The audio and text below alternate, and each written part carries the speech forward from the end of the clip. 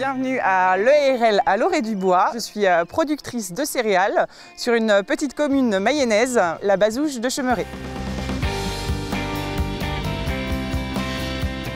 Je suis installée donc depuis mars 2009 sur une exploitation aujourd'hui uniquement céréalière sur à peu près 140 hectares. J'ai choisi d'être agricultrice pour plusieurs raisons. La première, c'est un peu familial. Je suis la 4e génération sur l'exploitation. C'est vraiment une fierté aujourd'hui pour moi de pouvoir se dire qu'on nourrit le monde.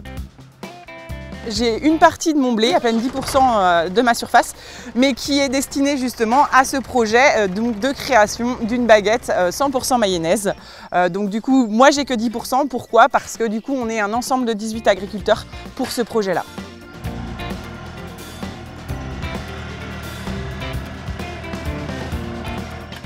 Voilà, dans un champ de blé, on travaille dans un système, on va dire, d'agro-environnement. On respecte au mieux les besoins de la plante, on y fait attention, on respecte aussi les besoins de l'environnement. Aujourd'hui, les meuniers s'occupent de faire la farine, ils la vendent directement au boulanger. Ça fait presque un an que la mayonnette est commercialisée dans à peu près 60 boulangeries en Mayenne. Mais c'est vrai que dans l'avenir, on envisage aujourd'hui de faire justement de la farine mayonnaise accessible à tous. Le projet est né avec la rencontre d'une boulangère et d'un agriculteur. Ils se sont dit pourquoi pas essayer de faire une baguette du coup avec du blé mayennais.